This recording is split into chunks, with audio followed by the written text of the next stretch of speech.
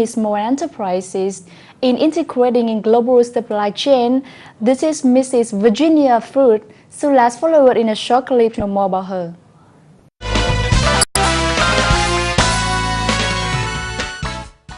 To be one of the most significant peoples who contributed a lot in the achievement of bilateral trade agreement between Vietnam and US, always on top in efforts of US-Vietnam trade culture, in order to encourage public, government and US Assembly to get down the tariff and establish the relation with Vietnam, she also contributes effectively and actively in negotiating for Vietnam to join WTO.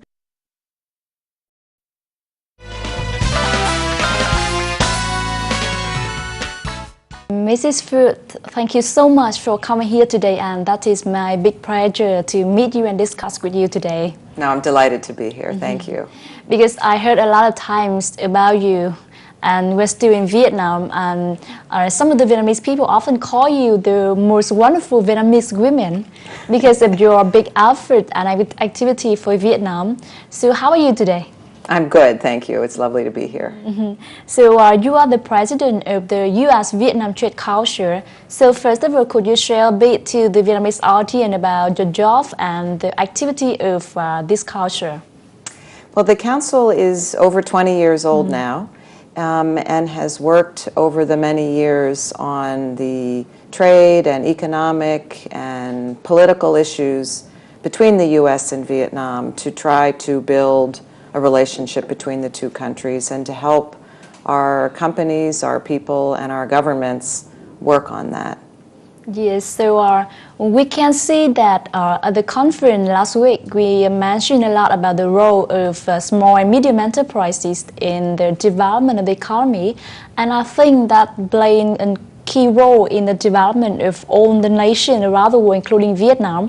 So as for you, how can you assess the role or the importance of small and medium enterprise in the development of Vietnam? Well, I think, as you said, for all countries, the small and medium-sized enterprises are really the backbone of most economies. And while their individual contribution is small, the contribution to the employment and to the economy and to the welfare of the people is huge. And if the small and medium-sized companies are not doing well, that really means the economy is not doing well. So as Vietnam works to continue to integrate into the global economy, the role of SMEs gets maybe more complicated, but also more important. And the issues of today is how the Vietnamese small and medium enterprises can be integrated in the global supply chain. So now we'll take a short break.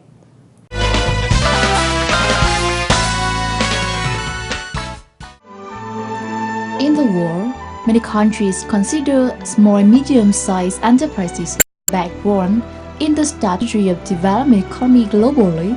In Vietnam, SMEs are expressing the efficiency, suffering from the shock and last crisis. However, the competitiveness is not too high, the integration among the enterprises and with big businesses is not high, especially while SMEs are working as islands in Vietnam's economy.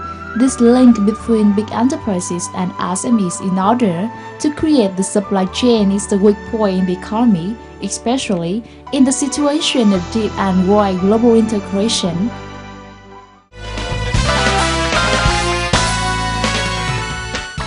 As for you, in your opinion, what is the current position of small and medium enterprise in Vietnam in the global supply chain? I think there are challenges for all companies to fit into the global supply chain. Big companies are the big players in the global supply chain, but they use the services and the inputs and they outsource. So there's a whole network for small and medium-sized enterprises to fit into for each product that is actually exported. And that's the challenge, is how can the Trans-Pacific Partnership, the new trade agreement that the US and Vietnam are in. There is a SME chapter.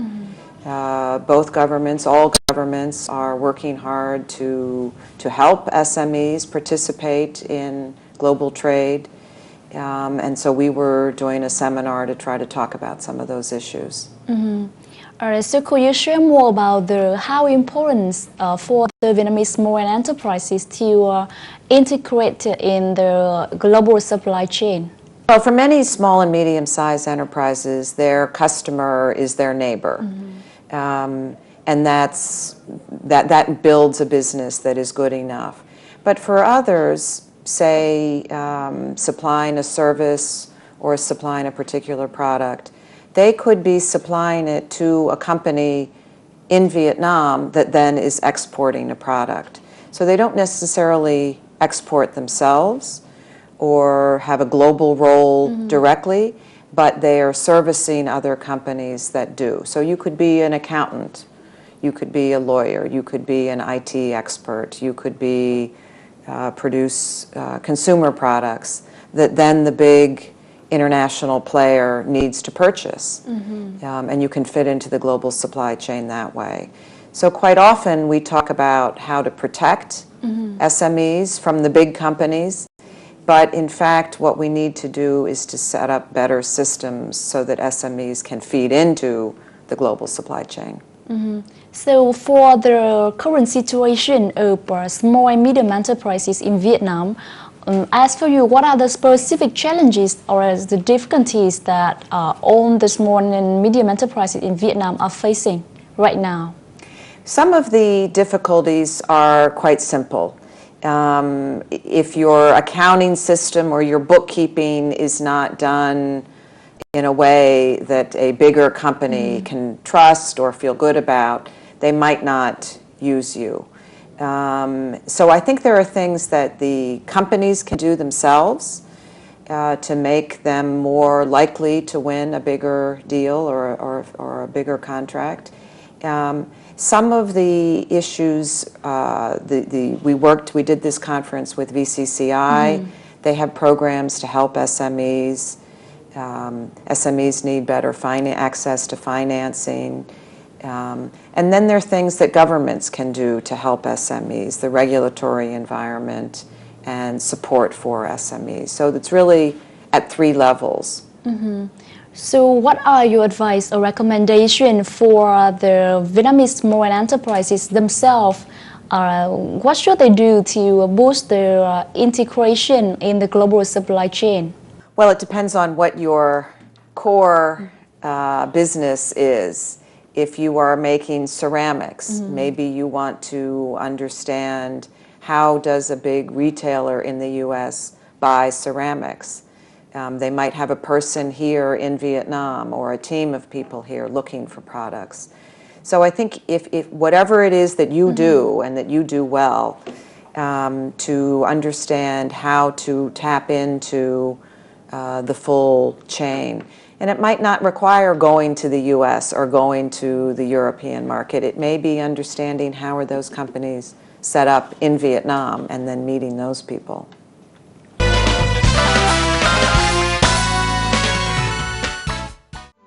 Vietnamese small and medium enterprises participate in global supply chain very difficultly. So far, our enterprises mainly join the process of exporting raw materials. SMEs take part enormous in the field of handmaking exporting products with lowest price and lowest value. Mrs. Phạm Chi Lan, one of the leading economic experts in Vietnam, shared, "In order to participate in the technology chain, we have to reach the standards in technology of each products. The criteria of Vietnamese product is approximately low.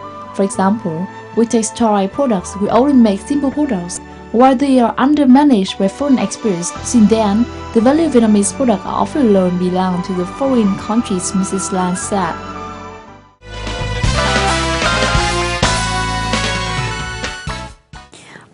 So discussing some situation in Vietnam, and the people are talking so much about the infrastructure in Vietnam. So as for you, what are the effects of the current infrastructure of Vietnam in the integration of global supply chain of Vietnamese small and medium enterprises? Well, the part of the global supply chain now is speed to market. So if you're You may have the perfect product, but if you can't get it to where it needs to be, the day or the hour that it needs to be there, you probably won't win a second contract. So, and one of the reasons that we did the seminar last week with UPS was to show SMEs how you might not have the logistical tools, but other companies do. So you can plug into another company that would then help you get your product where it needs to be on the day and the time and the certainty. So companies can help each other on this. The question of infrastructure for Vietnam, there are really two kinds of infrastructure. One is the hard infrastructure, so the roads, the ports, electricity, but the other is the soft infrastructure, the management skills, accounting procedures. So to get the soft infrastructure and the hard infrastructure to continue to build both will have an enormous benefit for Vietnam. So from the U.S.-Vietnam Trade Council, what are the supports that your organization do to support Vietnamese small and medium enterprises in the process of integrating in the global supply chain? Well, we're doing a study to give some examples of how SMEs have played a crucial role in many economies. And then some case studies of how some Vietnamese small companies, medium-sized companies, have in fact already fed into the global supply chain. And as you mentioned, I already heard about this program, and it is the program with the U.S.-Vietnam Trade Council has been implementing with the UPS Fund, right? Yes. Yes, with the two locations in Vietnam. One is the company and the other is the village of handicraft. Yes, so could you share with the audience about the exact situation of the two organizations that you have implemented the program? Well, the program was implemented with the Vietnamese Chamber of Commerce and Industry, who has committees and subgroups on different topics, and one of them is on SMEs. We've also tried there are young business leaders associations in Vietnam, and there are other associations around different products. So we've tried to work with them, and to the extent we can, bring experts or bring experience for those companies. Yes. All right. So actually, we have discussed a lot about the Vietnamese business and as well as their operations in Vietnam. So with the time living in Vietnam, have you ever traveled a lot into different provinces in Vietnam? I have. Not enough. There are still provinces I have not been to, but I have been fortunate to be able to travel to many different parts of Vietnam. The beach, the mountains. Yes. It's a beautiful country, and I always enjoy, either for work or for pleasure, to travel. Yes. So this question has wrapped up our show today. Thank you so much once again for coming to us today. Delighted to be with you. Thank you so much. You. And that concludes